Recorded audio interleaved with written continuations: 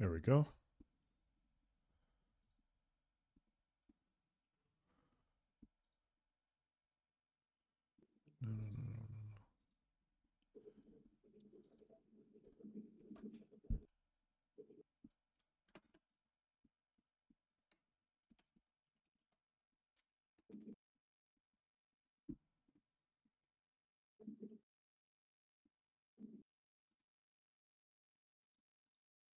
There we go. All right, I'm all set up. Yep, I am ready. Welcome in, everybody. Welcome on in. Yep, looks like everything's working.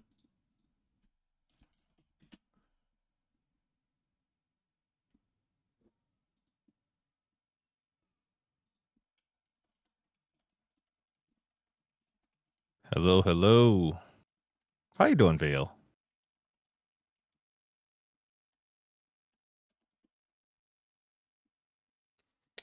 Go.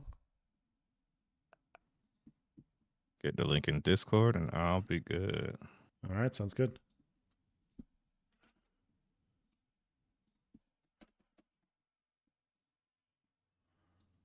And I'm good. All right. Ashes of Relations in here. How you doing, my friend? Dagger in. Welcome on in. All right, let's get the cam going. What up, what up, what up?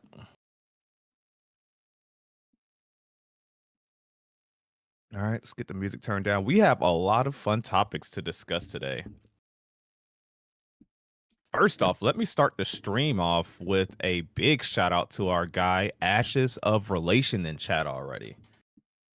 Dr. Burns himself. How you doing, dude? Ashes of Relation, if you guys aren't aware of him. You know what? I'm gonna say it. I'm gonna my goal is to make him blush right now. I will say this. Ashes of Relation is probably hold up. Let me do some scanning in the old brain. So Ashes of Relation started as an avid viewer of our show here, Voices of Verra. He has since then gotten into content creation himself. Yes, top tier videos, amazing content. And he went from being a watcher to a creator. And I want to say this, and this is in no kind of bias or anything like that. I personally think he makes the best Ashes of Creation content. I'm talking like editing and all that, like my favorite. Amazing. Great guy. Just genuine guy. Like you get what you get, you know? Really thank you for being here and thank you for all the long time and support. So I think it's time that we just keep throwing that back at you. So cheers, man.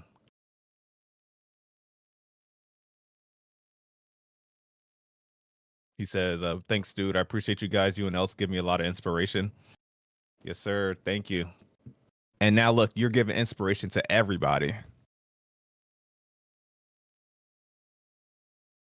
All right. So let's do a proper yes, great creator, super humble, yes. So let's do a proper introduction.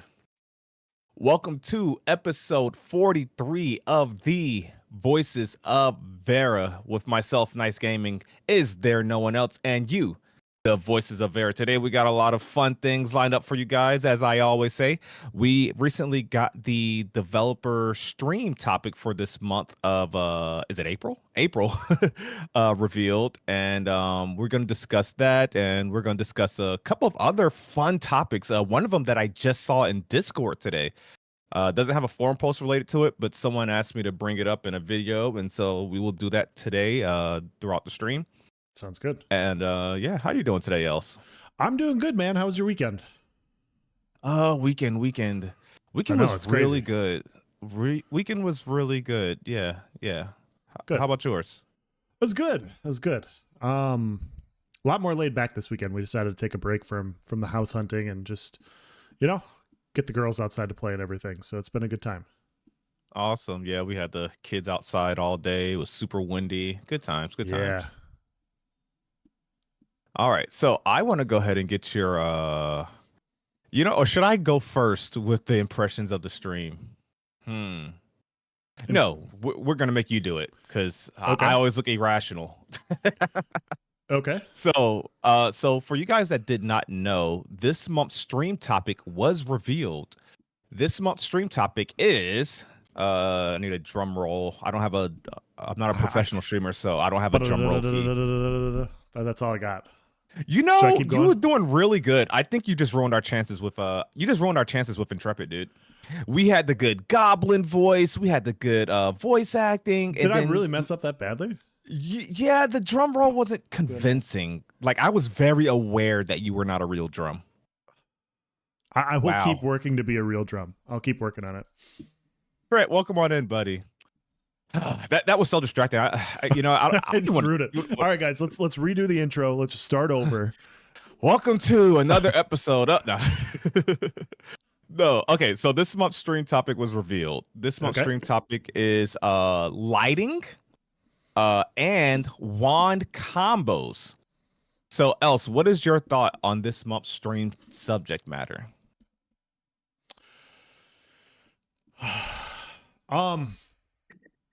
I really like the idea of wand combos personally. Like anything combat related, give me that. And the idea of weaving combinations on range-based weapons is something that I'm looking forward to, like what we saw with the bow back in December. So I'm very excited about that. I have more questions than answers about lighting. And I'm going to steal it because this is what you guys, if you guys don't know, Nice Gaming actually went on Vladis's podcast like last Friday, and it was actually a really good one.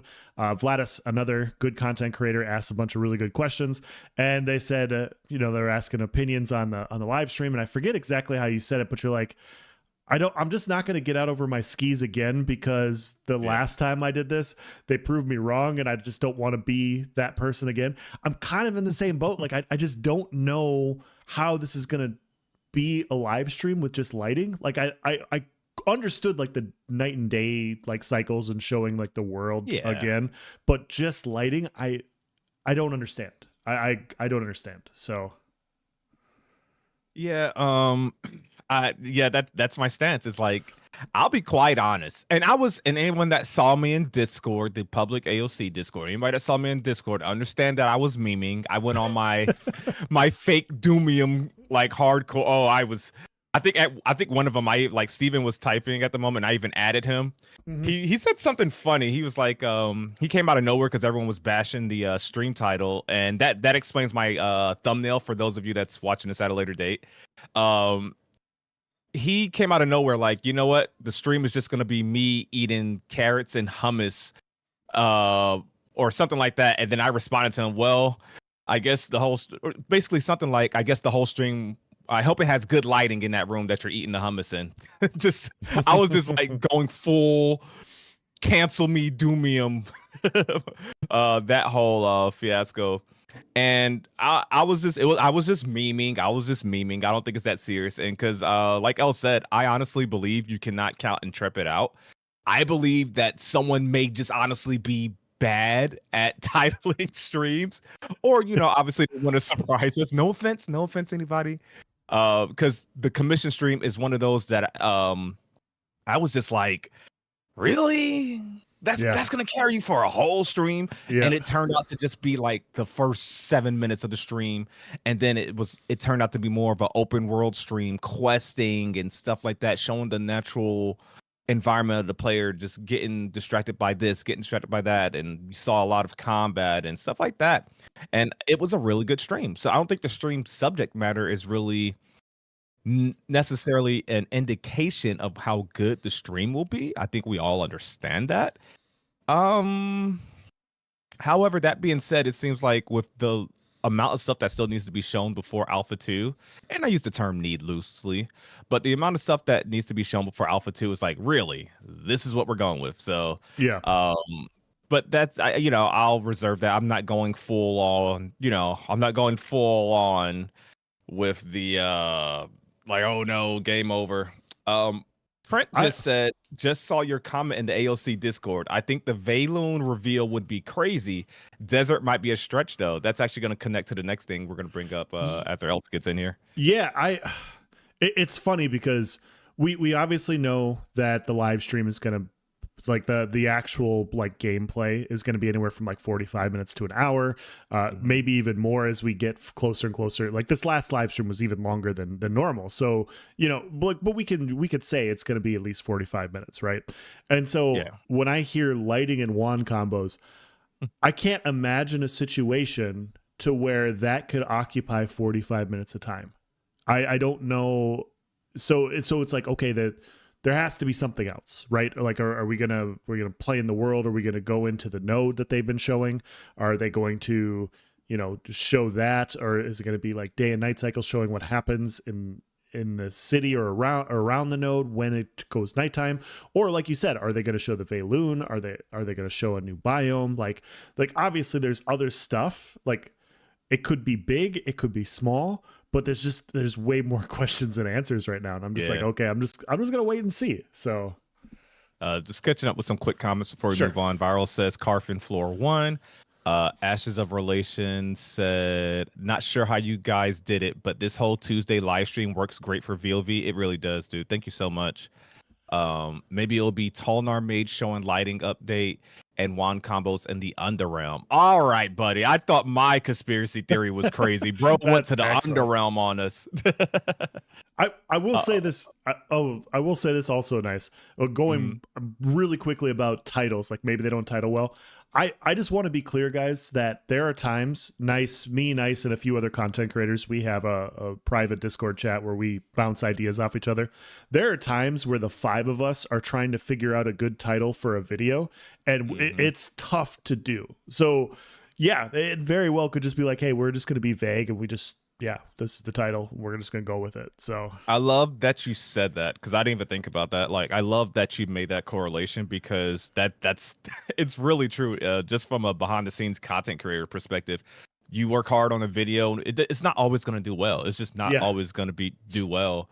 So maybe you change the thumbnail. Maybe you change the title. Like, dang, I thought my title was good, and somebody probably thought, like I'm the not commission clicking string that. was well titled. Yeah, exactly. But that goes to show you, like, it's not exactly easy. So I'd says, I thought the comment Steven made was a pretty clear indicator we'd see the desert. Is the pushback because of something else? So here, let me pull up this. How do I make it so you guys can see it? Here we go. Let's do this. I got the link pulled up. It's in the official, for you guys that are not joined already, we have Voices of Verra dedicated Ashes of Creation Discord for all things of our content, Ashes of Creation. And in that chat, you can kind of see a lay of show or planned topics if you ever want to do a sneak peek. In that chat, we have this image that I posted this in the official AOC Discord, and I'll show that to you guys now. Let's see. Is this the one you posted a couple days ago? Yes. Okay. With the Veyloon images. Yep. All right.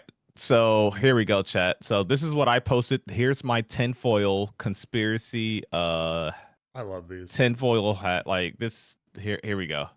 tinfoil. I'm so normally just like, hey, like let's use like common sense and reasoning and information, but tinfoil hat conspiracy stuff where there's just like a little shred is my favorite thing about discussing on this podcast. Because the way I figure it, one of these months I gotta be right. Even when it's something like far-fetched, one of these months eventually I'm gonna hit it on the nail, and they're gonna be like, oh my gosh, he has an insider at Intrepid. How does he know? Oh, somebody leaked it, or and I'm gonna be like, and I'm gonna pretend I knew the whole time for sure. But yeah. Okay, so here's my conspiracy, because if you guys don't know, he did make that midnight magic comment, and then he made the after that joke about his eating hummus or whatever. He said something like the light glistening off the skin in the Sand Squall Desert, and so everyone's like, "Oh, he said desert. He said desert." And so that's where this conspiracy theory started forming, that we may be seeing a new biome finally before Alpha 2. So here's where I got my inside connections, and I decided to leak this to the public. I'm probably gonna, violate my NDA like this, but I decided to share it with you guys. Okay. Yep. So If I said the team will showcase wand combos on a slightly updated mage in the desert biome. Best part is this will be our first look at the Valoon race. The team is showcasing the lighting updates and at the perfect time because players will see how the night sky transforms the Valoon race. Thus, the hint of midnight magic. So, guys, if Nice disappears next week with no real leads or discussions or anything like that, I had nothing to do with this. I'm not at all involved. I don't know anything about it, but I will be here. Else is my source, and I'm best just of luck, credit for buddy. this. Best of luck. Yo, Steven's gonna make me get missing. You got a whole new Midnight Madness for you. I mean, let's break this down, chat. Think about it. Okay. He hinted at the desert, so we're finally, and it's about time. There's no way we only see the Riverlands before Alpha 2, right? Surely. So we're going to be in the desert. They just showed us a new race last month, so why wouldn't they premiere the Valoon in the desert? And Midnight Magic? What if I told you I had an inside track of the Valoon lore? And, you know, at nighttime, these Valoons have Jinn, I forgot how to pronounce it, Jinn influence. And what we're going to see is the new lighting and shadows, but that's not going to be the whole stream. That's not going to be the whole stream. We're going to see lighting. We're going to see a new skybox day and night cycle. But also, what you're going to notice is that during nighttime, these Valoons actually transform their appearance. And the team finally got this ready to show, and that's what we're going to see. And so that's a lot better than just showing new lighting and day cycle, because you get to see a new race and the effect that races will have.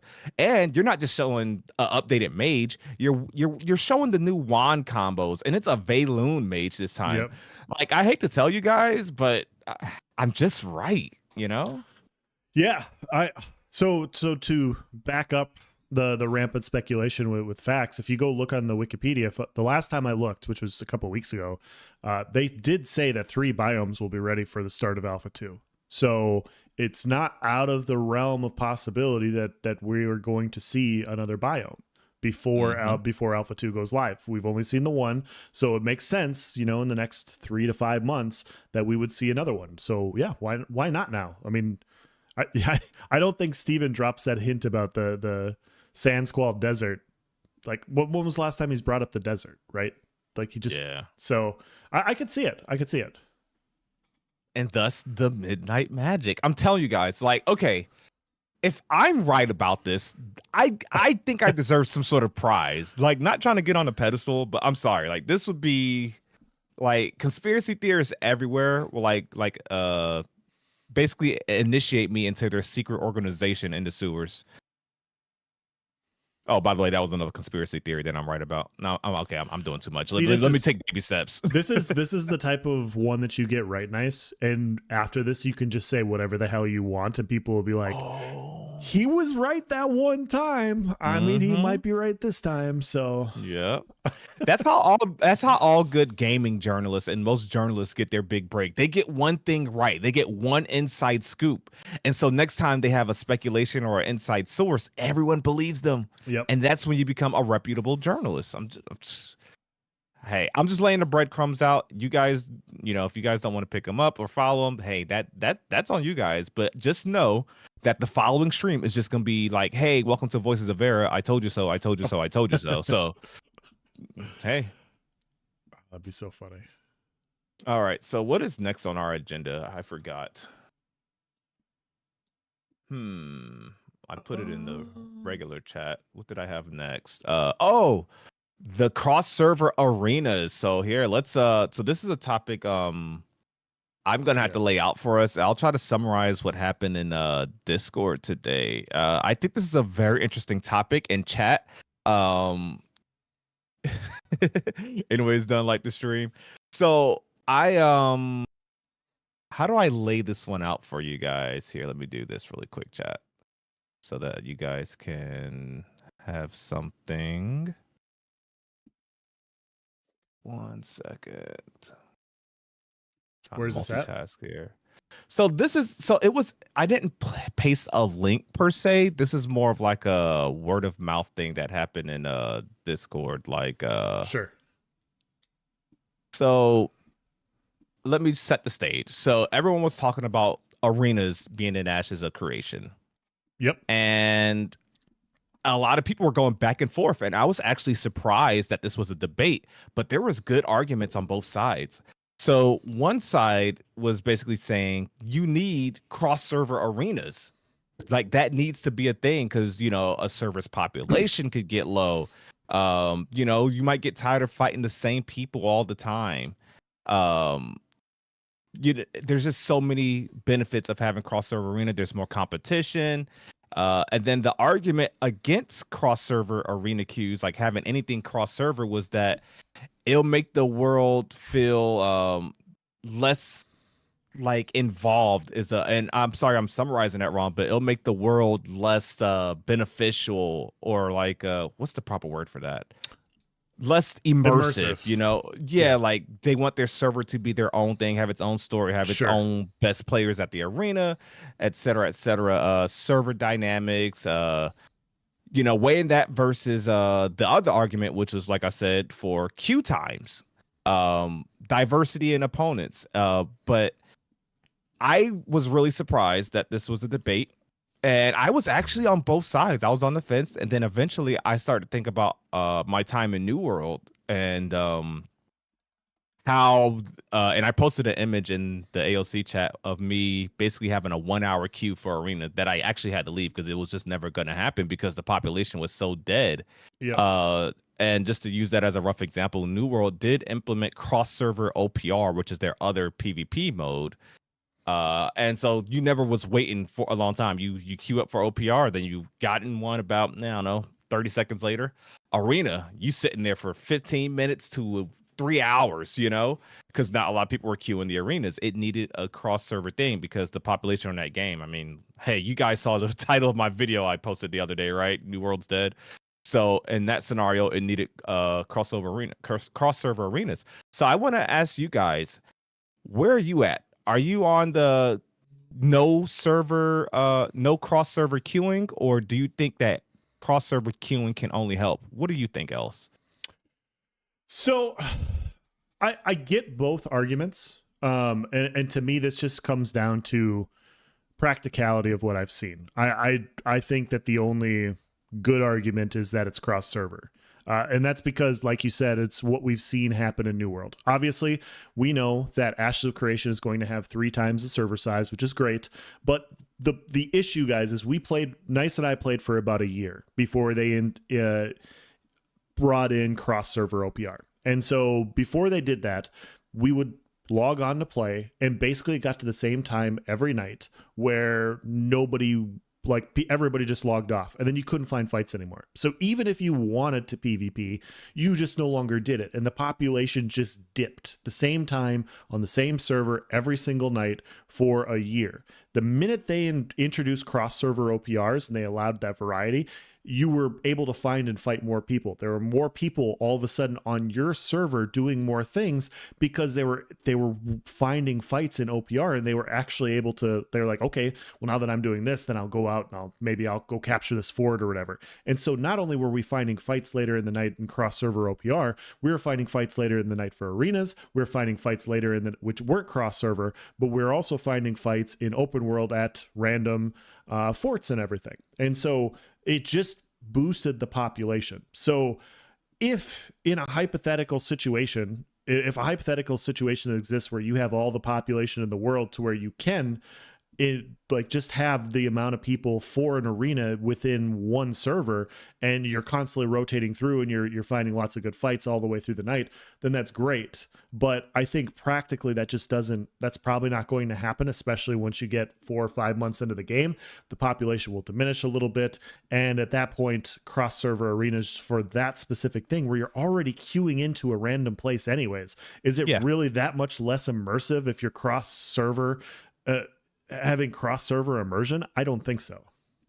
That's a great point you did there. Yeah, it's already an instance based thing. Why does seeing someone not really a part of your server community matter? And I'll be honest, chat, like I said earlier, I was actually on the fence a little bit. I was like, okay, I kind of see that point. And welcome on in, Vicyon. They were in that conversation as well as an advocate for cross server queuing, and they started making some really good points, and I was just monitoring the conversation. I was like, you know what, I'll talk about this tonight, guys. So, and Viceon, I'm sorry if I'm saying your name wrong. If you want to put your take in chat, we'll take a look at that. But yeah, I don't see the negatives. I don't see the negatives. I think even if the game releases, and let's say Ashes of Creation 6 months after release still has a healthy population, is only growing. Even then, having a variety of different opponents is really good. I remember when there wasn't cross-server OPR, if you got here's a good point for you guys. There was one group, I mean, it was a guild, and you could tell they were on Discord, on comms. They had comp groups, they had 4 healers, they had strategy. They moved together as basically a ball group and dominated. And we had to face them 4 times in a row. And you queuing as a solo or a duo, you had to hope that you got on their team. Because anytime you realized that you were on the other team, it was a wrap, because they were running the server. They were running the queues for that night. And there was nothing you could do about it, because everyone else is like in solo little groups. These guys queued up almost 8 deep or whatever. And it feels bad, man. With cross-server OPR, you now give that ball group a chance to match with another ball group that's dominant on their server. And you now have a better chance of balancing teams. You now have a variety of competition. And the best point that a lot of us is saying, queue times. Queue times, queue times, queue times. Being able to queue for arena, and then it's just that much faster. Easy. Yep. Easy. What's the best part? What's the best part about queuing for arenas or OPRs nice compared to open world PvP? Like if you choose it, why are you choosing it? Get right into a fight. Exactly. And queue times are the biggest culprit of why this is a problem. I totally get the other argument, like you're talking about, like having it be more immersive, having everybody be on the same server. But practically, I think it just makes more sense to have it built in, to have this part be cross server. Yes. Like, this is the one thing where it's like, arenas in theory have no effect on the outside world. I would imagine it might have leaderboards, but I imagine it's not like if people from this node win arenas, and I could be ignorant to this chat. I have not looked up arenas on the wiki in a while because they haven't spoke on it in a while, really. But I imagine arenas don't have an effect on like the outside world, if that makes sense, for the most part. I mean, you're probably going to win gold or something, XP, but long story short, it's not a big impact, right? So there's really no downside. This is just something you're doing for fun to get some PvP, some quick action in. Let's check in with the Voices of Verra, and let's see everyone else's take on this topic. I was hoping to see some people like argue for it, against having it cross server. Let's see. Vale says, and Trent had said, holy, the April update is before the next Voices of Verra. Yes, chat. So if you guys aren't aware, the stream is next Tuesday. That's right. The stream is next Tuesday. And obviously we do our Voices of Verra every Tuesday. So yeah, having the stream right after the official stream is going to be fun. You guys make sure you come by. I don't know if we are going to do a blind watch. I think we're going to try to watch it before we stream together. I think we're going to, find time. I know you guys like the live reaction, but we'll figure out which one we're going to do. Last month, what I did is I watched the beginning of stream, skipped the gameplay portion, and then I listened to the end of stream without watching, so I wouldn't see the background footage. So maybe we do that. I don't know. Does YouTube allow polls? Because if they do, we could incorporate a poll and see what the community wants. Do they want a live reaction, or would they rather just have us discuss it in post, basically? Ooh. We could do a live poll, or we could do a channel poll. I'll be honest, I think I already know what people will prefer, to be real. That's a good question. I know you can do one on YouTube I think if you look at it through the browser, I think the option's there, like it's not gonna be on your stream program. Sure. Okay. Here, let's see. And Vale says just small population arena PvP will have to be cross server. Agreed. How you doing, Shale? Let's see. Viral says no, but only if the game is as healthy. Crossover arenas and arcade sieges would be cool. 5 times to 8 times larger servers, maybe with set loadouts to limit practicing and min-maxing. Guild Wars 2 World v World, yeah. Warrior says it creates a larger pool to pull from, which decreases queue time. It's a win. Yeah, I'm not seeing that. What I'm waiting for is someone to have a good take against it. Like, what's the downside? TGF Tavern rating with a party of 14. Thank The you so tavern. much. Welcome in. Welcome on in. The golden feather comrades have arrived. Okay, so BM says, and welcome on in, dude. Would not be a fan of server crossover play. Why though? Why is that? I know a lot of people aren't a fan of it, like for dungeon queuing and stuff like that, because a lot of stuff open world needs to be separated, or else you just have like this mess. It's typically looked at as a band-aid fix for bad population, which is why I think New World has cross-server dungeon queues.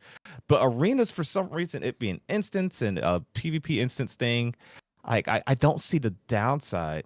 Viral says, I'm definitely for no cross realm initially. Server reputation is really one of the most social aspects of an MMO.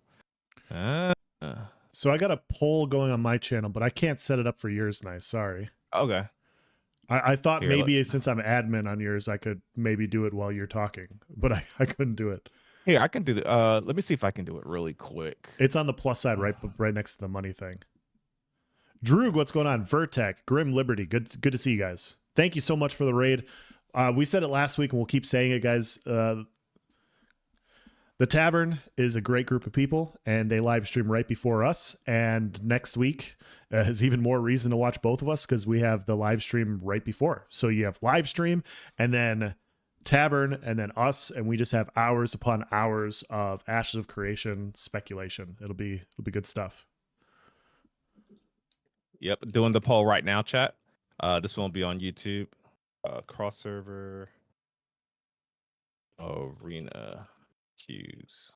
Hours of Ashes enjoyment, exactly. All right, so there's the poll for you guys there. So let's see. Okay, we got a couple more comments here. Potential downside is that you don't get to know the people on your server.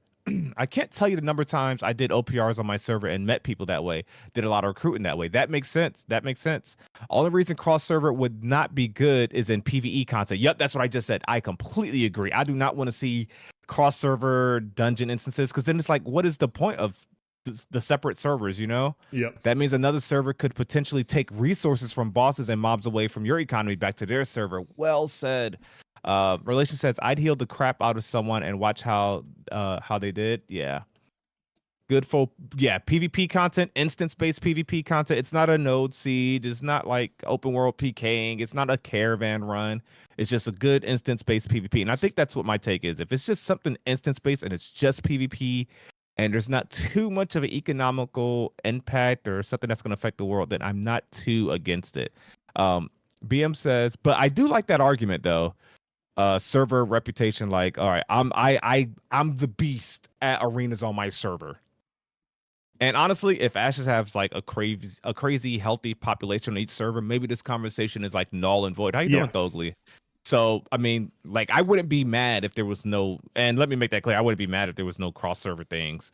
I think if the population's fine, you'll be fine. And yeah, you can build that reputation. You could be known on your server like, dude, I hate when Else and Nice queue up arenas. I always lose. And you know, you start building that reputation. So I think that's a really good take and a really good argument.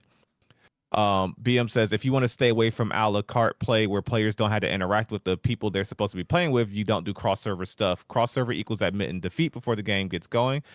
That's hyperbolic, but I do get the point there. I get the point there. I understand, but we just have to acknowledge that with a server game, it doesn't matter. Like, you guys obviously know what I think Ashes of Creation is going to be. It's going to start, when it starts, it's going to have crazy amounts of hype, but less people will play later on. Like that's just going to happen. You can't just continue to add more and more people over the years. Like, it's not going to happen. And so some servers will die down. And for that reason, I would like to see cross server, just because I've seen what happens, and it makes it's so much worse, guys. Like, it's so much worse when you're trying to find a fight and you spend 30 to 40 minutes and you're like Nice and I were like, New World is an example, of course, but it's happened in ESO as well, like in Battlegrounds and everything, where you get to a certain point in the night and you can't really find people to fight. And it, or due to, you know, your specific rank. Regardless, the point is there's nothing worse than wanting to play a game and it not being able to be provided for you due to the constraints of the population. Like if you want to PvP like you do in arenas or battlegrounds or whatever, you need people. If there's nobody to fight, then there's no game to play. Yes. And BM saying people will just do cross server arenas if it's in there. Warrior says the thing is only a handful of people want to do instanced arena content just because. Listen to this. Warrior is preaching right now. The thing is, only a handful of people want to do instance arena content. Just because your server can hold 10K people doesn't mean that they all want to arena. Having more people queue is great. And then tie that with what else just said, in that there's no worse feeling than queuing up for your favorite game mode. Like, that's my favorite game mode. You know, it's a small scale. We don't know how Zergy Ashes of Creation is going to be. In my theory, in my mind, it's going to be very Zergy. Sometimes you want that small scale approach, that small interaction where skill matters, a 3v3 format, a 4v4 format, where you just can't hide in the middle of 30 people. You know, you want that interaction, and there's no worse feeling than queuing up for that and then just sitting there. You know, it's just not a good feeling, you guys. It's just not a good feeling. Queuing up is already, like I said, it's already removing the immersion. So yeah, like that's my perspective. Like you're already across the world and you're queuing up into one specific area. You're already removing the immersion. Why not make it fully functional then, if that's what you're doing? Yeah. We got a couple of good comments here. User numero uno says they should have a ranked arena queue for each server where individuals can be ranked at the end of each season so people can compete within their server. Yep. PvPers are the minority. Exactly. Viral says, does it need to be there day one though? I don't think so. I don't think it's that big of a deal personally. And I can't stress that enough. No cross server. With cross server, I think Ashes will be fine. Yep. It's just about weighing the benefits. I think it's a great topic of discussion regardless. What is the upcoming stream? Yes. So the upcoming stream is going to be wand combos and lighting. And if you like conspiracy theories, I think it's going to be in the Sand Squall Desert with the Valoon mage. They should have server versus server wars, so your whole server can come together, have bragging rights. That'll be interesting. Even if there's no cross server arenas, I can see Intrepid hosting cross server tournaments if it's popular. And yeah, they did they hinted at that. Talk about that. What is it called? The esports. Yep. Yeah. I mean, nice. You know this. Like every time you have different servers, you have a bunch of people talking about which server is best. Right? Yeah. It happens every single time. Oh, gosh, whether it's ESO and it's Xbox, PlayStation, or PC, whatever. Whether it's New World and all of their million servers, everybody wants to know what the best PvP server is. The arena, when you do cross server, it allows people to flex and say, hey, this is your best group. You guys are claiming this is your best group. We 10-0'd them. We're better. Like that. I don't know. I think if you're going to have arenas, I think it just makes way too much sense to make a cross server. And the only reason, like, Intrepid's going to do their own thing and everything, but it took New World a year or two to have the system in place in order to incorporate it. And so I don't know. I would just hope to, like, if they are going to do arenas, I hope they go the whole way and just make it cross server.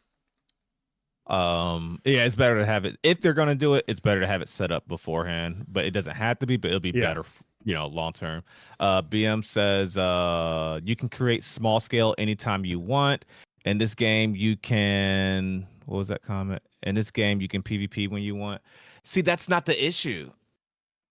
So yes, you can PK someone whenever you want. You can find someone else that's flag purple or someone that fights back. You can get PvP anywhere you want. You have the entire open seas. You can wait for a node siege. You can just gank caravans. You can escort caravans. There is, there could be competition in dungeon. You have all these different options for PvP. That's not instance-based PvP. That's not an instant queued environment where you're instantly jumping into an environment where you can test your PvP skills against other players. Instance-based arenas is a whole nother conversation. Just because PvP exists elsewhere in the game is irrelevant, for lack of a better word, to what you're saying right now. In my opinion, like, I don't think you want to do your game mode. If you like arenas, you want to do arenas. If you want to do node siege, you want a node siege to happen. There should not be there's no strong reason to limit that person from being able to queue up. in my opinion. I'm not saying you could say like, oh, it's better for. I get the argument for immersion. I get the it's a PvX game, not PvP effects. I get the argument for immersion. I get the argument for wanting to be the best on your server and play against other players on your server. That to me, that's very good points. That one I don't think is a I don't think that's a valid argument. I think we should try to make sure people play what they want to play, and I can't stress that enough. And this is coming from someone that likes to play arenas. I think if you don't like to play arenas, then you're probably like, meh, go PvP somewhere else. I'm not. I'll be honest. I'm not a huge arena fan. It depends on how it's done. So for me, I think I'm gonna get way more PvP out of just open world nonsense. But yeah, like maybe there comes a time where you're just like, you know what, man, I just want to jump into a fight. I don't want to hunt for one. I don't want to run around for an hour. Like I only have 30 minutes before the girls wake up. Like I want to just go get in a fight. So yeah. Yeah. Viral says New World is a bad reference. The game is poop. You know what? I say that makes it even better reference. Vertex says no strong reason to limit PvE players from raiding in an instance, except it's a PvX game. No strong reason to limit PvE players from raiding in an instance. There's gonna be some instance content. Yeah, didn't they say 20%? Yeah, 20%. But that's when you're getting to open world stuff. Queuing for a dungeon is something that they don't want to be a thing. They want that. They want open world dungeons. That's a part of the world. Now I don't think those two are comparable because we're specifically talking about instance based PvP. But I'm sure there'll be some instance PvE. The 20%, yeah, it's question. Like, let's see, how can we correlate that? Let me think. Economy. Thank you, relation. You beat me to it. So he says economy is big time affected by instance PvE. Exactly. How rare. I actually talked about this in a video that I put relation in. Titled. And it's kind of funny that this is happening, but titled "Will you like the PvE inside of Ashes of Creation" or something like that. And that's a good topic right there because how hard it is to get that. I think he used the example of dragon scale. How hard it is to get that dragon scale is going to depend on a lot of factors, right? How far away is that dungeon?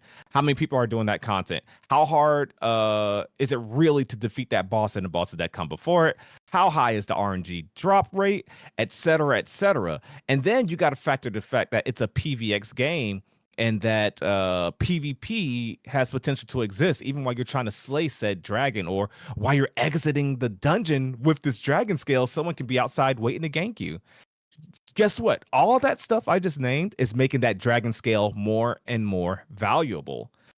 And so what happens is when you have that dragon being an instance-based scenario, and if we want to tie it with the conversation properly, and a cross-server instance-based scenario, that's when the price of that dragon scale starts to plummet hard, and that's when the value of these materials start to plummet hard. That's when the risk versus reward plummets, just leaves the equation, so to speak. Steven said about 20% would be instance. It would be the storyline. You know what, Vertex? Honestly, that's my guess too, is that a lot of the instance stuff is going to be mostly solo stuff. But I hope and have a feeling that the really hard like trials and raids are going to be like that instant stuff. Like not all of it, but I hope there's like some really difficult PvE that is instance based. Like it doesn't have to be, but that's something that I'm guessing and wouldn't mind. Ashes of Never says, do we even know if the 20% is PvE, or are we guessing? I think so. I think he said that specifically about open world dungeons. I don't think he ever said what the content of the 20% is, my point. I'm pretty sure Vertex said he's gonna look it up. Here, I'll tell you what, we could look it up, but I'm pretty sure that was the quote. Here, let's do this. I'll pull it up. I'll see if I can find it. I know it was under, because I was actually looking at it for that video I posted recently. Open world dungeons. Because I'm pretty sure that was like in the same. I did a video here it on is. it. Okay, go ahead.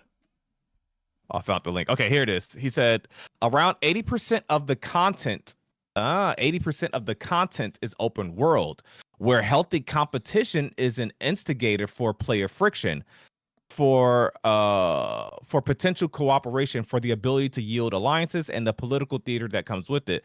This is an intended part of the PvX design of Ashes of Creation. There will be approximately 80-20 split between open world versus instance encounters. So that could be, I guess that technically could be anything. 80-20 rule for content with regards to, what is this image here? I don't think I've seen this one. Image number 6. Let me go down here and find it, chat. 1 second. Number 6. Here we go. 80-20 rule for content with regards to open world versus instance. And I guess that's the best we got. So go ahead. I was just going to say, so just to be clear, Vertec, the reason we're talking about arenas right now is because it was brought up in the Discord. They've also said that arenas will exist in Ashes of Creation, and so we're just talking specifically about the arenas in this thing. So I'm fully on board. Like, this is why I'm excited for Ashes, is that it is a PvX game, but because they are having arenas, the discussion is should they be instance based or should they only exist on the server? So it's not us. They're always going to be instance based. You mean like, should it be cross server? Cross server, sorry. Should it be cross server or should it only exist on the server? And so we're only talking about like a thing that they said that they're already including in the game, which is arenas. So that's where it's coming from. It's not trying to make this a PvP game or anything like that, or PvE versus PvP. It is a PvX game. We're just talking about a very specific thing that is, they say, is existing in this game. Vertex says sieges will be locking out people though, which is technically instancing in a roundabout way. And he says PvP arenas should be open world. PvP arenas should be open world. How would that work? You show up to like a little gate. It's only going to let a certain amount of people in, right? How would that, like, people just show up to this like little coliseum and then how many people can fit in there? Fits in there? I don't know. A military node thing. So he says, should cross-server arenas be an upgrade for military nodes? Would be a draw to join those nodes for people looking at that.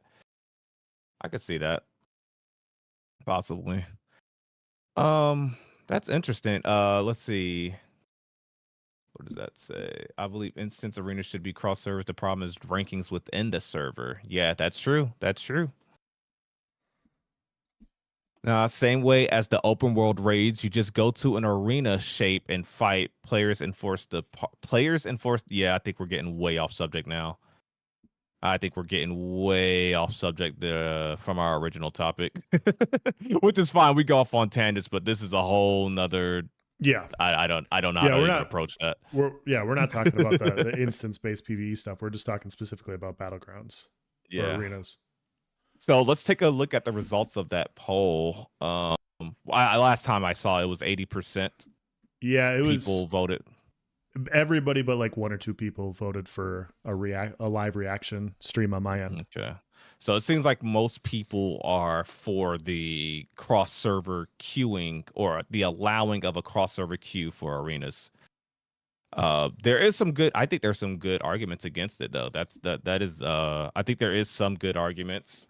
And I think whether it exists or doesn't exist doesn't make or break the game.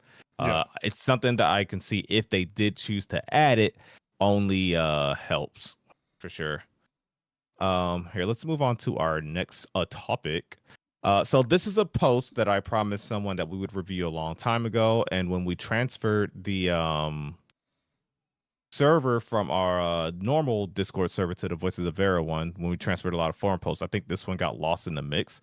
So if you want to go to our official VOV preview tab, there's a forum post titled "Vassals Should Siege Parent Nodes." Yeah. And this is one that I remember this one being a long one. I think it'll be a very interesting one to get everyone's take. This is something, I'll be honest, chat, I hadn't really thought about too much, and how this affects the world and who you can siege, when you can siege, et cetera, et cetera. So let me know if you got it pulled up. I got it. I'm ready. Sorry. So this is from Tangaroo. Shout out to him. This is a post on the forums titled "Vassals Should Siege Parent Nodes." So it goes as follows. I think citizens of a vassal node should be able to participate in a siege against their parent node. I'd like to start explaining why I feel this way, but first I think it's important to clarify some misconceptions I've seen people have about this topic, myself included. I'd also like to apologize in advance for how long this post is and also how many assumptions I will make in this post. There will be a TLDR summary at the bottom. Should we read the TLDR? I'd like to get the whole. So I haven't read this yet. So I'm not against getting the whole thing. This is a novel, but yeah, let's just read it. So nothing's like he has a lot of information. I liked it because he has everything relative to nodes in this post. So for anyone that doesn't know how, yeah, it's a long one. So, but I think it'll be good. I think it'll be educational for everyone, and it'll give us like a basis to establish before we start giving our opinions to make sure that we have all the information and can kind of go from there. So, and we'll like switch off. I'll stop reading halfway and pass it to you. So yeah, you be ready to read in about 10 minutes. Okay, sounds good. All right, so here we go. Node wars. Node wars are not the same as node sieges. I think it's very easy to get these two mechanics confused with one another, but think of a node war like a guild war. Citizens of a node A are allowed to attack citizens of a node B and any of node B's allies. That part I actually didn't know, that they can attack the allies as well. That's actually new information to me. Huh, I did not know this part. I didn't know it was the allies as well. But anyways, without corruption affecting them. So you guys know we always talk about guild wars. And that's one of the things I think is so cool. You see a member of a rival guild that you have beef with, you PvP them like on site. There's like no corruption involved. There's no penalties. There's just like, hey, we are at war. Our guild leader doesn't like your guild leader, or you guys been attacking our caravan too much. Here's us retaliating, and that's what you get with this. And so that's why I like the idea of guild wars. Something that I don't even think about a lot is the concept of node wars. Yep. So yeah. Declaration. Node siege. Oh wait, I'm sorry, I skipped ahead. Without corruption affecting them. Node sieges are when a group of attackers attempt to destroy a node. So obviously we understand the node siege. I think that one's the self-explanatory one that we talk about a lot. Yep. Declaration. Node sieges are not declared by nodes. A siege can be declared by any player who meets the requirements. At this point, that seems to just be a quest line. Other players and even guilds may register as attackers or defenders once the siege scroll from that quest line is brought to the target node and activated. A declaration period starts, and depending on the level of the node, could be between 3 to 6 days until the siege begins. Yep.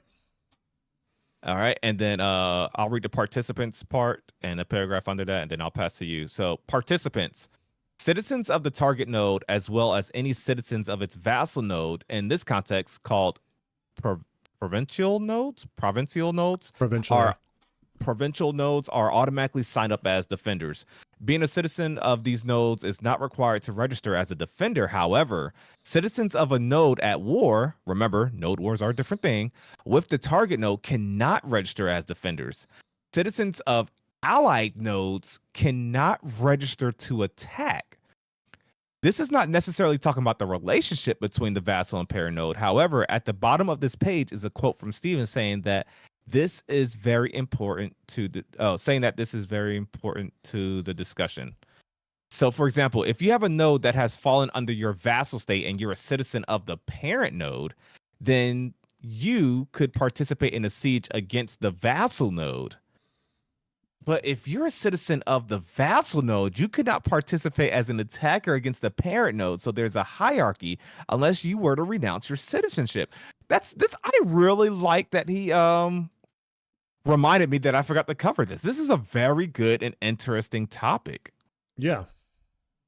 I'm going to read that again because this is going to be a good topic of discussion. For example, if you have a node that has fallen under your vassal state and you're a citizen of the parent node, then you could participate in a siege against the vassal node. But if you're a citizen of the vassal node, you couldn't do it the other way. So if you have the the metropolis, you can siege the little village or whatever that's under your control, but your village can never rebel against you. That is Okay. a very interesting concept. Okay, go ahead, else from there. Okay. This brings me to the main point I'd like to bring up.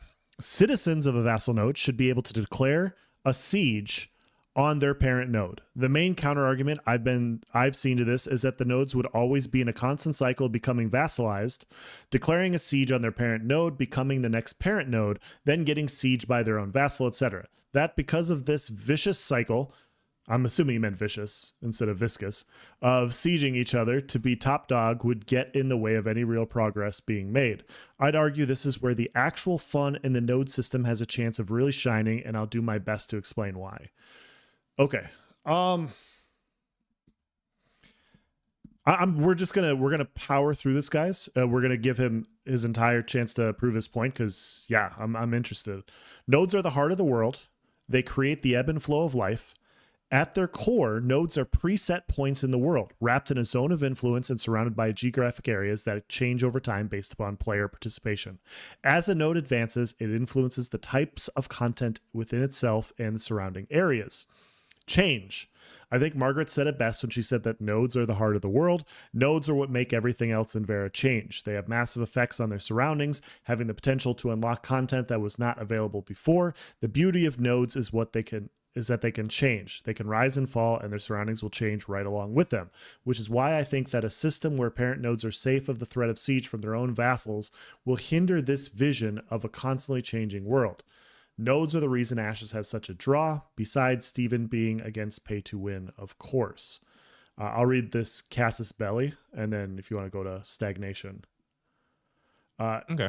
Anyone who's played a Paradox game should already be familiar with what this term means. But if you don't, basically it's a justification for starting a war.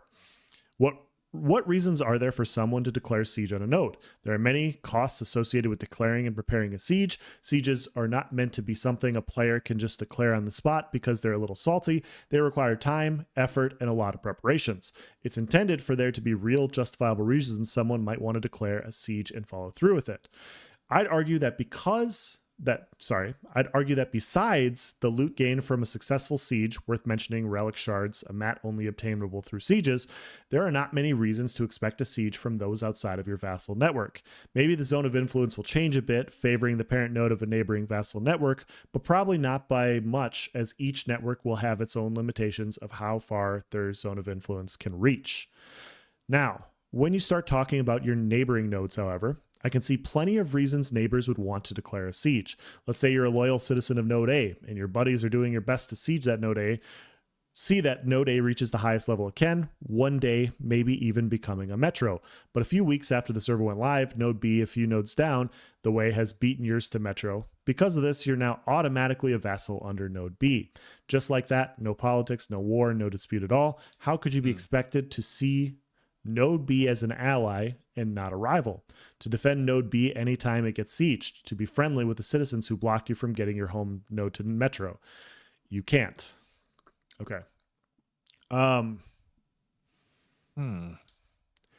Okay. Being neighbors alone is often enough to give you a handful of reasons to dislike someone. Your neighbors are the ones hogging all of the resources in the area. Your neighbors are the ones clogging up the dungeon you want to run through.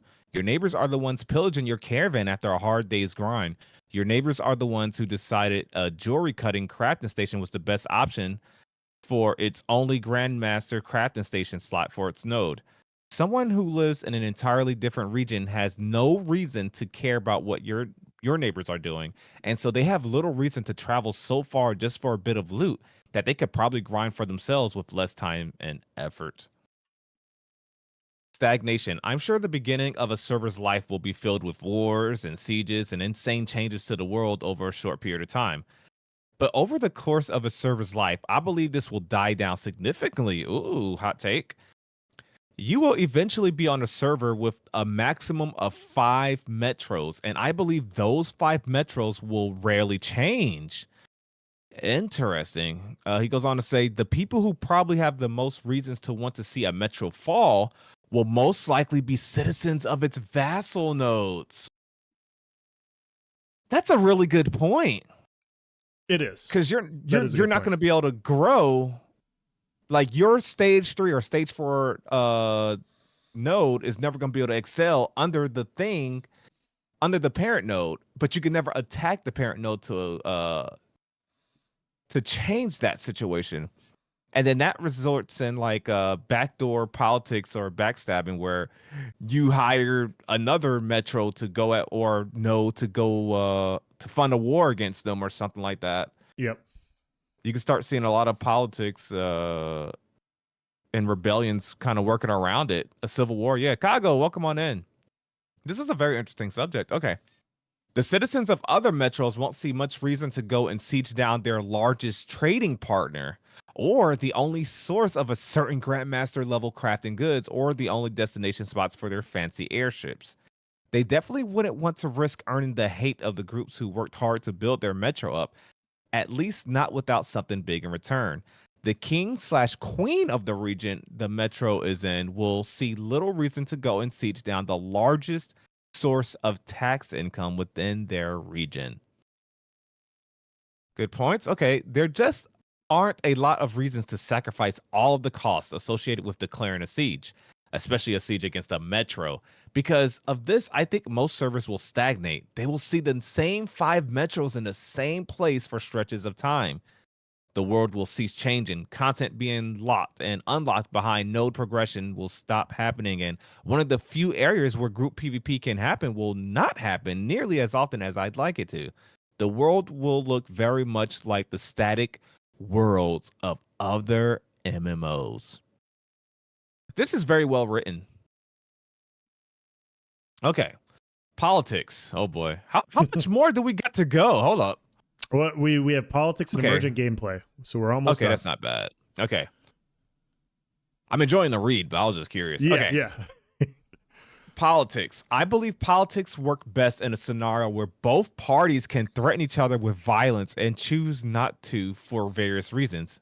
This guy must be an American. Nodes will have a limited number of benefits it can offer to its citizens.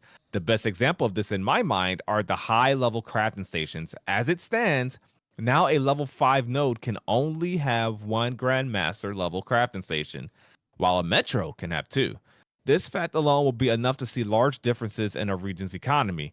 It'd be very beneficial to citizens if neighboring nodes could coordinate which crafting stations each of them will have.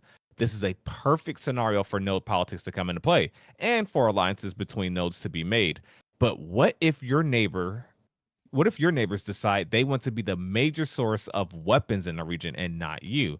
What options do you have to deter this? You can attack their caravans, but how far will that get you when they reply by attacking yours? You can drop your citizenship and change nodes to one closer to your needs, like the rival node. But what you might not be able to do is siege that node because it happens to be your parent node. Okay. Oh boy. Okay. You want to close it out? Sure.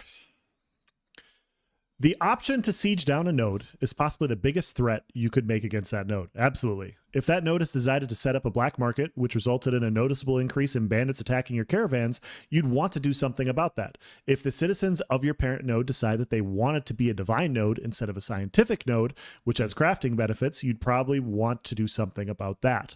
Without the option to siege down that parent node, you don't have many impactful options at all. Okay, you can pack up and leave to a different node. Maybe you can move to the parent node and hope you can influence the voting enough to make the change you want to see, sure, but you probably won't succeed. And people like to say you can always just hire some mercenaries to siege down the node, but honestly, would you even have enough money to pay for the cost of a siege against the metro with enough gold on top to make a worthwhile endeavor for some mercenaries? Probably not. Without the threat of a siege, any politics between a parent node and its vassals will be one way. The only thing a parent node risks by making a decision its vassals might disagree with are those citizens leaving. But if those vassals had the option of banding together and rebelling against the parent node, then you'd see some real politics. Real politics would lead to real alliances being made, actual coordinated efforts to set up organized trade routes between key nodes. Maybe even 2 nodes agree to defend each other in sieges. Real politics will also lead to a world where you could feel really immersed in if that's something you care about. who becomes mayor of this or that node, what buildings are created in nearby nodes, which nodes in your area have a siege declaration timer counting down on them. All these things will feel important to you. Emergent gameplay. Vassal citizens being able to siege their parent node could very well lead to some vicious cycle of constant sieges, but this is where actually engaging in emergent gameplay is bound to pop up. The vassal networks who can work out some agreement are likely to see the benefits of a stable trading network. The betrayals of that shock us all when certain nodes don't hold up their part of the deal, and the resulting drama in sieges because of this. The monumental wave that will be felt by the server when a metro gets sieged down with a new one rising from its ashes, and the stories we'll get to tell for one another about it. I do agree with this part. These are all the things that will make Ashes fun to play years and years down the line. These are the gameplay loops a maxed out best in slot character can still participate in, and these are the stories that will keep new players coming in, wanting to be a part of this ever-changing world. Before we read the TLDR, Yeah. Vale had a good point to address something, I think 3 paragraphs up, the paragraph that starts with the option to siege down a node. Yep. He said, if the citizens of your parent node decided they want it to be a divine node instead of a scientific node, you'd probably want to do something about that. He was just pointing out that you can't change node types, because they're laid out. They're pre-laid out things. But I wonder if he meant like citizens decide which node in that area becomes the metropolis. I wonder if that's what he meant. I'm not sure, but yeah. Let's just do the TLDR. Okay. TLDR. So just to wrap it all up, for those who don't want to read an entire novel, too late, sir. We already did it. I believe there are plenty of reasons Vassal Node's citizens would want to siege down its parent node. In contrast, I believe there are very few reasons players outside of a parent node's vassal network would want to siege it down. Because of this, I think worlds will eventually stagnate once the 5 metros on their server have been decided. I am asking that citizens of any node be allowed to declare and participate in a siege. I'm willing to accept some exceptions to this, such as citizens of a node at war with the target node cannot register as defenders, and that citizens of nodes. Okay, so I had to reread this. I'm willing to accept some exceptions to this, such as citizens of a node at war with the target node cannot register as defenders. Fair. And that citizens of nodes allied with the target node cannot register as attackers. Fair. These exceptions make sense to me because those are player-driven political node government decisions.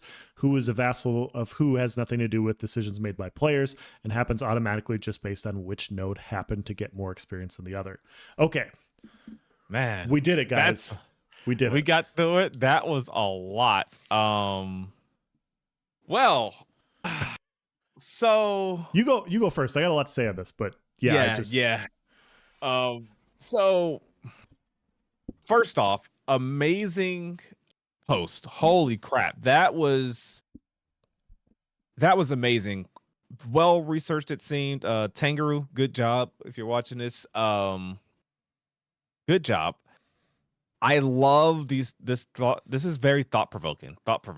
So first off, the part about a vassal node never been able to attack the metro. And I think that's interesting. And I see it from both point of views. I see one point of view is that, hey, that's the benefit of being the top dog, being the king, the metro, having these things under you, working for you.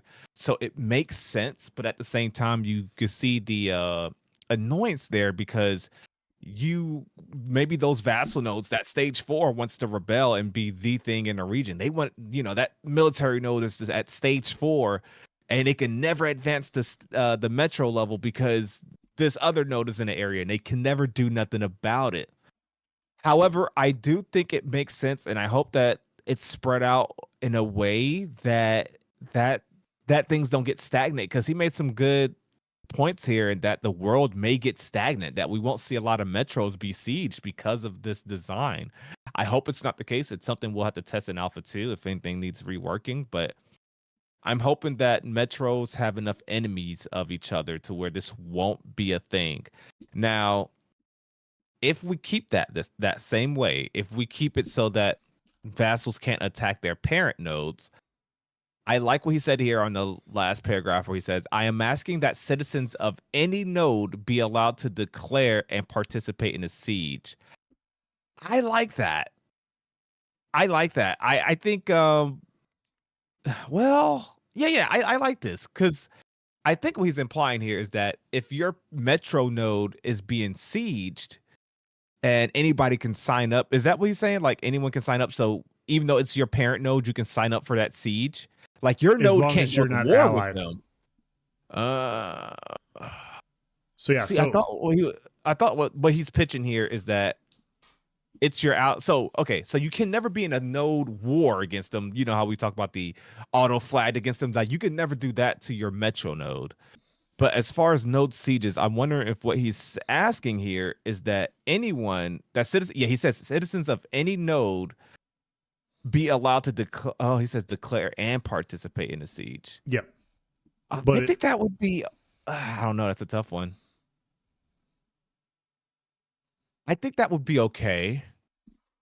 Like you could never be in a node war against them. Like you could never just be flagged against them open world all the time. But maybe you'll be allowed to jump into siege that would lead to their demise. I don't know. What do you guys think? That I we're gonna have a lot of comments to read off this one. I'm curious on what you guys are thinking, but what do you think else? I have a lot to say, and so yeah, we'll just curate the comments. There's already been a lot of good ones on my end about this. I do want to say I want to chime in with Nice as well. This is a very well thought out and researched opinion. This is the best part about the Ashes of Creation forums is people come up with really interesting and thought provoking topics, which is what this is. I disagree. I disagree with this person. I don't, and here's why. So he makes a comment that like within a few days, like the node will be a metro. I don't think a node becoming a metro is going to be a few days event. I think it's going to be a months long event. I think it's going to take a very long time to go from level 1 node, level 2, level 3, level 4, and to get a metropolis. I think it's going to be very hard to do. I think it's going to take a long time. All that time developing and growing your node is going to slowly expand your ZOI, your zone of influence. So my perspective on this is because it probably will take longer than what they're implying, and I very well could be wrong. I'm not saying I'm 100% right on this, guys. It's just my belief. Because it's already going to take time, if you become a vassal node, you've already lost. Like if you become vassal to somebody else, you've already been warring with them for a while. You've already been fighting with them for a while. You've already been experiencing trying to become the parent node, but they're the parent node. They have established who daddy is. You are not daddy. They are. And now they rule over you. If you create a situation like this, in my opinion, what happens is instead of the server growing, you're in a constant state of every single node warring with each other. You will never see nodes level up to level 4 and level 5. In order to have those higher level nodes and those higher level progressions to potentially get to the stage 5 node, you need multiple different nodes working together with each other, which will never happen because if any one person in a node or a vassal node can declare war on one, you will always have people upset at the parent node. They got vassaled, like they're literally bitch slapped by this group, and so you'll just constantly have these wars happening. And at some point, in order to have progression among these nodes, you need to have this set in place. Now, does that mean that they don't have a chance to do something about this? No, absolutely not. Like what they can do is you can leave the node, or you can basically build up your node. You can have this backwater, those black market merchants. You can do other sorts of underhanded, shady shit in order to overthrow the node. But all this just makes you can still go after them, but this just basically stops the needless combat from happening. I think when you get further along in an overall server, you won't have as many node wars, but the node wars that happen will be way more intense. They'll be way more serious. They'll be, and it's a progression of what the node wars actually are. And so I'm against it for that reason, but if it is really quick to level up to like a level 5 and all this, and we're given the stipulations he's given, I'm not necessarily against it. I just don't think that's how it's going to work. I think you put it in a different perspective for me. I think you put it in a different perspective for me, because when you said the node sieges will start to mean less, like it'll just be happening all the time. I think a node siege, especially a metropolis falling, needs to be a large scale epic event, Yeah. crazy epic proportions, like legendary stories that are told for years and years. I do think allowing it allows more frequent node sieges, which will end up probably being a very fun event, which I would like to participate in a lot. But then again, maybe we'll have a lot of vassal node sieges, and maybe metros just get touched less. That's how I predict it, at least. The way Yeah. things are set up, I can see like those level 2, level 3 metros. I said metro, excuse me. Level 2 and level 3 nodes being sieged a lot. And so you have those frequent node sieges. But I think a metro being siege, in fact, should be rare. So I'm kind of. I think you convinced me there. I think that makes more sense. Yeah. I mean, That will, because imagine being the guy that chose the right node that happened to level up to a metropolis, and you got your real estate in there, you got your mansion, you got your end node housing and all that stuff, and you are just set. And then it's just constantly getting sieged by people that's technically under you, rebelling against you. I guess if you look at it from that person's standpoint, I can see how that could be annoying. yeah, like I mean, let's put it this way, chat. Right? Let's say, nice, you have your own node. We're gonna call it Nicetopia, and I have my own node. We're gonna use a Mr. Burns thing, and we're gonna call it Elseville. And then we have chat, and we have Chatberg, right? We all have 3 different nodes, and we're all trying to be we're trying to be the number 1 node, right? We've been fucking duking it out for months now, right? I've been sieging your caravans. I've been bagging you in your face because I can. Nice has been doing the exact same thing. Like, we've been backstabbing each other over and over and over again. But chat, due to the Zerglings that they are, Nice, they outnumber us both. Like, they just have way more people, and they vassal us. Like, and so it sucks, but we're vassaled. But we have months and months of animosity built, and so we can choose to stay and be vassaled, or we can go to a different area.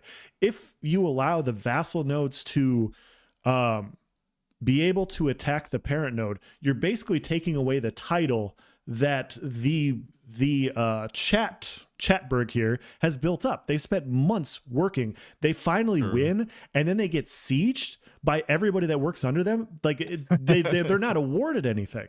They're okay. So they're not awarded anything in this situation. If I hate Chatberg so much, and I don't, guys, like, you guys, I would be your best bitch. I promise. Okay. I will work for you. I'm just kidding. I won't do that, but I have the choice to leave.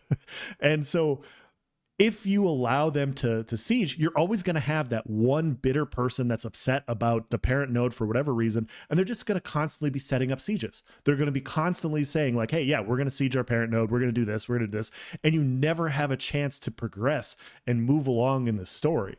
You could still overthrow stage 5 nodes, in my opinion. Like, I think that's still going to happen, but like, you'll never be able to advance the story because you just have a bunch of petty people with built up animosity justifiably for months of leveling. So we got some really good comments to get through here. So Mr. Valentine earlier, he had said, being locked out early is the issue you run into. You find yourself locked out from growth from early on and can't do anything about it just because you didn't get there first. So like that node that got stuck at stage 4 forever and can never siege their metropolis, he's saying that that's going to feel bad. I can get that perspective. I think you kind of changed my mind on it, that, if you allow that, you're just taking too much value from being the metro node. And I don't know. I think seeing in that light kind of I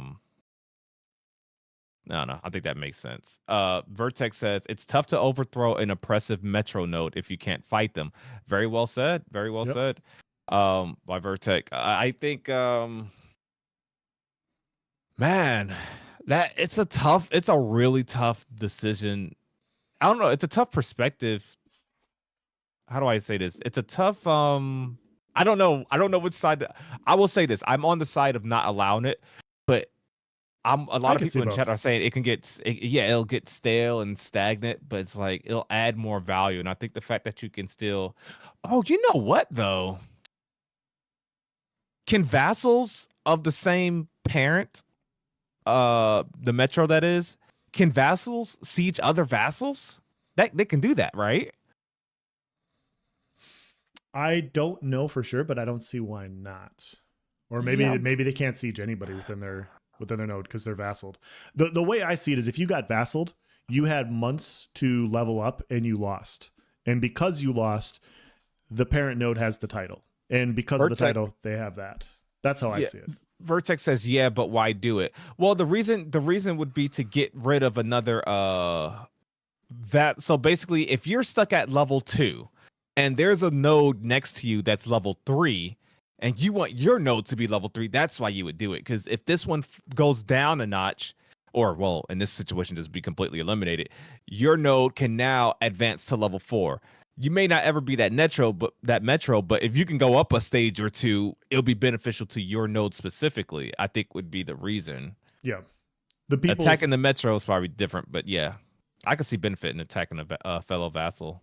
But yeah, I think at that point, if you're a level 1 node, you already had a chance to fight the node next to you when it was level 1 and level 2. Like you already had a chance and you lost. And then when they move it up to 2 and you were at 2, you had a chance to drop them down to 1 again and you lost. And then they move up to level 3 and they vassal you. And so you've already had months to prepare for this. So like in my opinion, I think it's going to take a while to do this. So yeah, get vassaled. Like that's how like if you get vassaled, I mean that's you've lost that ability. That doesn't mean that you can't do anything about it. That doesn't mean you can't go to another area and declare war in another area and continue to fight them because you don't like them. But I think once you get vassaled, it means, hey, like you are now in more of a subservient manner and you have the choice to stay or go. And you're going to have players leave different areas for that reason. And when the wars get bigger, level 3 nodes versus level 3 nodes, they're going to get a lot more serious. And so it might not happen as much, but those are going to have a lot more on the line, in my opinion. Nera says this whole system needs major clarification by Steven. I think so. I think they did a really good job when they first showed us the vassal node chart. It's just been a while since I've looked at it, so I'm just like, maybe it's just me. Maybe I just haven't watched that stream in a while when they first I think that's the same stream where they showed the larger map, but I know it was the stream where they started like really showing how the vassal nodes work. And yeah, he made a good point where I think that was Vertex that said the vassals even the nodes that are like stage 5 and stage 4 have vassals under them. I think he said, yeah, it's definitely something I just can't wait to play around and explore, really get hands on it to properly understand it. Vertex brought up a good point over here. He said Chatberg did get awarded something. They got the chance to prove why they are the best choice. If they don't convince the masses. Exactly. No, I do agree with you. And if they convince the masses and they were awarded with, if Chatberg was awarded with the parent node, they're not every person in the other nodes is going to be against that, like against that one node. Some people will. And so you have the choice to let a couple of malcontents continue to ruin the progression for everybody, or you have them move on somewhere else. Like if they want to be part of a stage 5 node and they don't want to work under those people, they can go somewhere else. And that allows the world to continue to go. I really think if you allow vassals to just constantly fight other parent nodes and stuff, you have the situation where you're never advancing. Like you're just never growing the world. But I could be wrong. That makes sense. Trent says, before we finish, did you see Grappler's August 2nd date? I did not. I heard he had like some, like, I don't know what you call them, the crazy mind boards with all his reasonings of exactly why it'll be August 2nd. But no, I haven't seen it yet. BM says, or maybe there is too much being tied into metros. They're probably too far down the line to change that, though. Valentine says, how do you show the ebb and flow of power as guilds leave and join servers if the guilds join vassal nodes of types they want to be in, but are stuck under a metro that is keeping up with entropy costs? Oh my. I don't think that they can attack in a vassal chain. See, now I'm wondering, I really got to look at all the nodes. I got to get a chart. It's something I'm just going to have to look at in game because it's hard for me right now. Obviously, we can't play the game, but it's hard for me right now to see how frequent node sieges are going to happen, much less how frequent a metropolis siege would happen, which that one I already assume is going to be very rare. Yeah. But I can't even tell right now, based off the data that we've been given, how common or how frequent, rather, a regular, level 3 node is gonna get siege. It's hard to tell because this is allied with this, which is allied with this. This is under this vassal who's also allied. It's just a lot going on. Vertex says you could get up to level 2 by fighting vassals near you. Okay. The whole system. Yeah, I read that already. And perhaps rethinking. Now I think I know why Nice would like to have instance arenas, and I agree more than I did when I first tuned in. But guilds will reside. Vassal node and metro is too much. Village stage 3 or higher nodes and slave. Thank you, Vertex. Really appreciate that. He said, this sounds right. Yep. Village stage 3 or higher nodes enslave nearby nodes, converting them into vassal nodes. Thank you. That's what I needed right there. Okay. And Thogley says, all I'm saying is heavy is the head that wears the crown. Folks want to be top dogs till it's time to do top dog things. It can get pretty overwhelming if you're not prepared. Yep. I agree with that too. That's a good talk. We've had some interesting topics between this one and the previous one.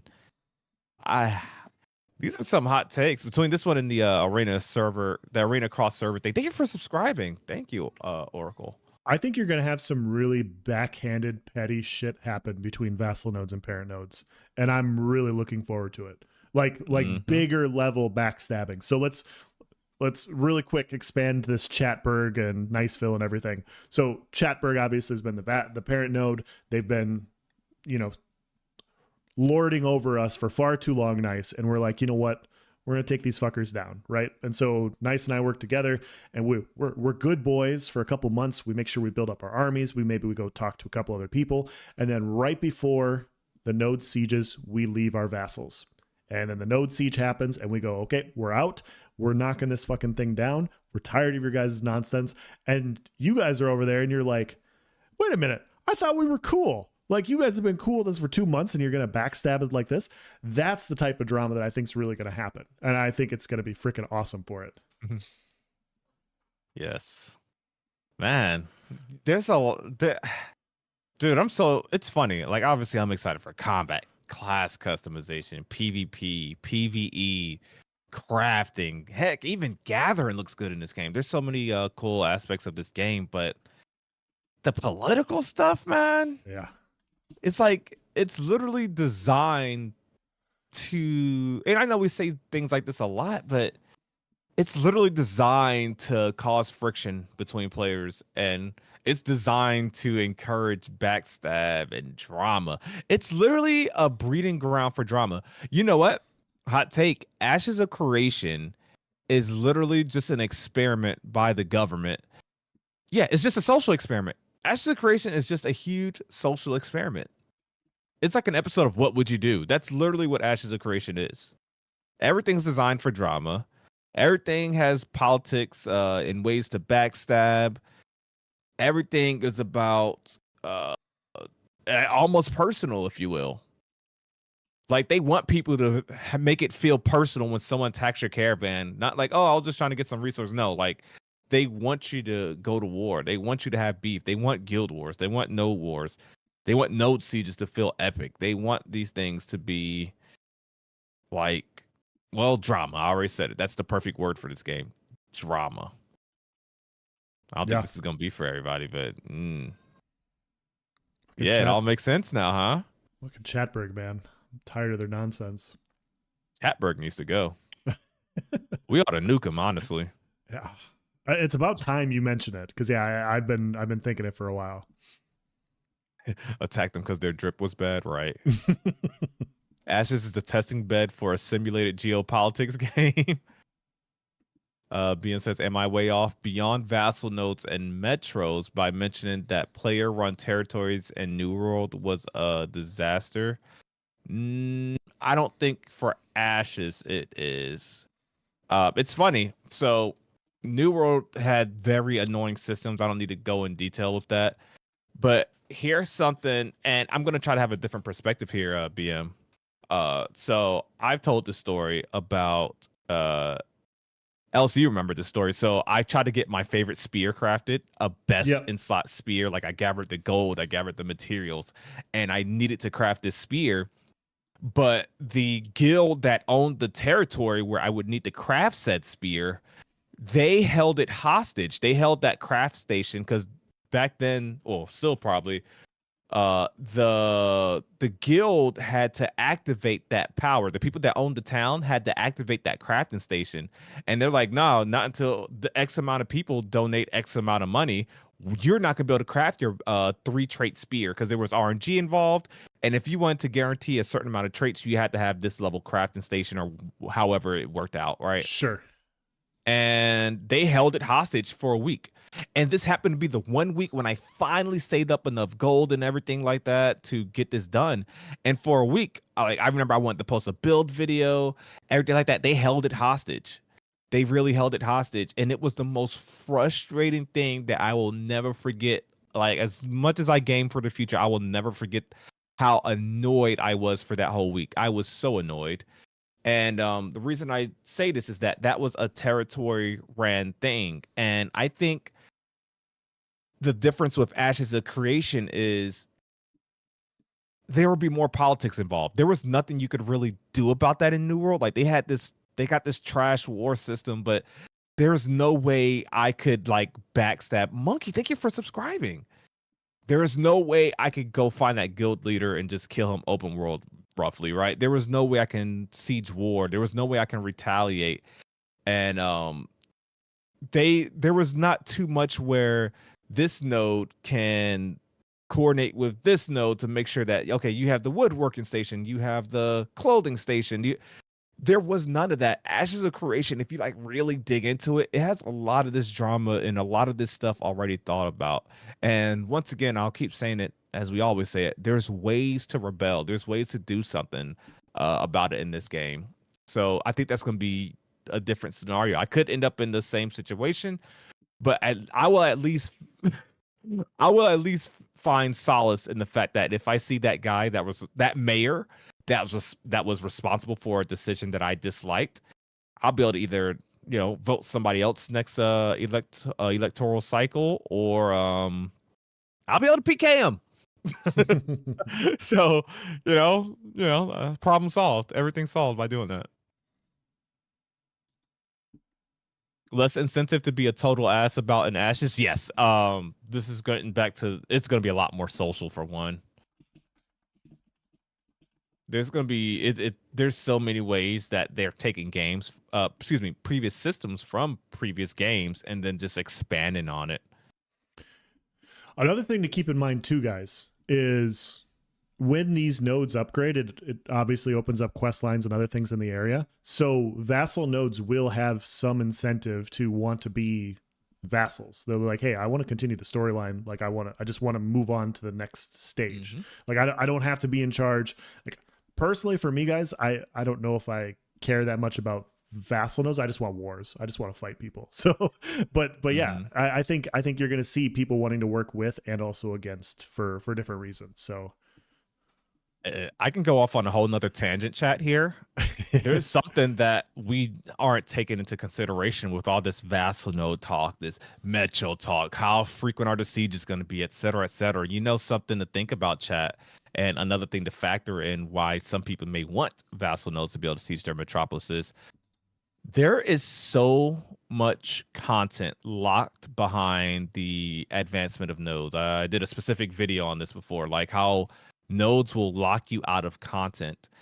If in your region, the metropolis ended up being the divine node next to the coast, that's going to unlock a specific story arc option, or a certain dragon spawns, or a certain cave / dungeon is now available because this divine node, and that divine node was able to become the metro.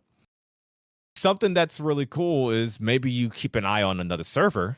On that server, the metropolis in that area, in that same biome, is the one that became the metro. And you realize that opened up this new, another path for the Underrealm. It opened up a better dungeon. It opened up a cool grind spot. It did this. It made this cooler story arc that gave you access to this specific cosmetics that look better to you, etc., etc. And so that's going to be another reason people siege. People may actually siege for PvE purposes. Think about it that way. Yep. Thank you for coming through. So yeah. But I guess we'll end it here, chat. This has been some really good talks. I'm gonna have to go back and timestamp these tomorrow or later tonight. These have been some really good and long talks. And once again, thank you to everyone that provided input.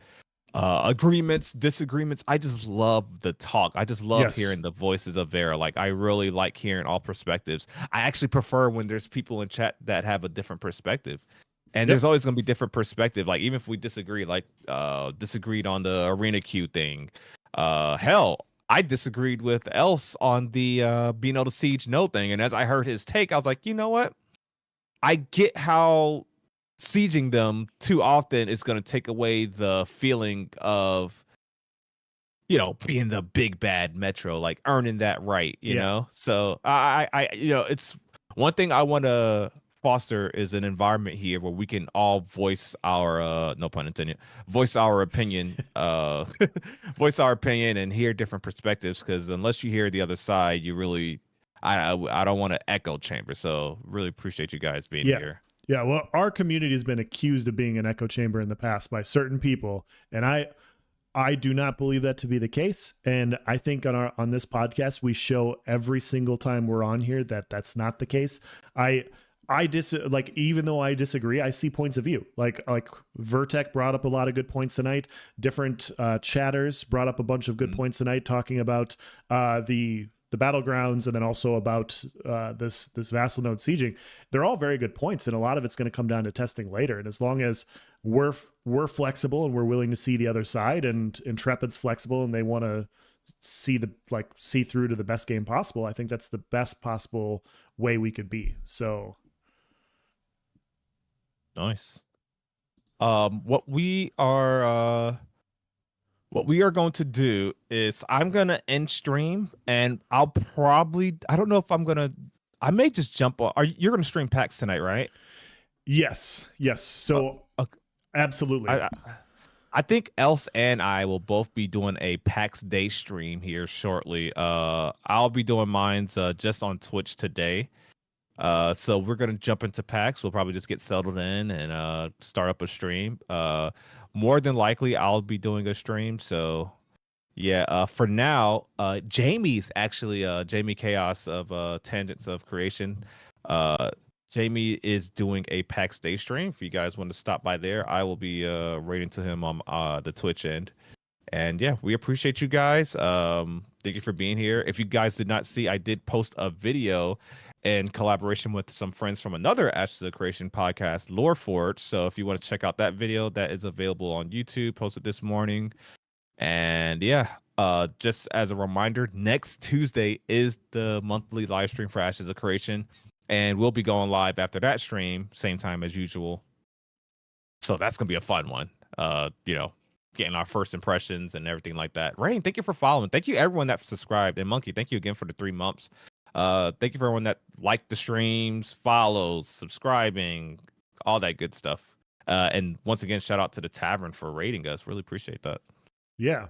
I will be starting a PAX Day stream. It'll probably be in like 30 minutes, 45 minutes. Guys, I'm a huge basketball fan, and my team's playing right now, and that's going into the fourth quarter. I have not been following the game at all because I care about this podcast. I care about you guys, but I got to go watch the fourth quarter. So, I'm Which game is it? It's the Wolves Suns. Okay. Oh, okay. Yeah. Dude, what if KD gets swept? Oh my God. It'd be so great. It'd be so great. Oh, I'm gonna watch it just to root. You know, I'm gonna be a T-Wolves fan with you for the series. We need it, man. We haven't had a good team for like 20 years, so I'm looking forward to it. So yeah. Then I'll be streaming PAX Day. I can't wait. I'm actually really looking forward to it. So nice.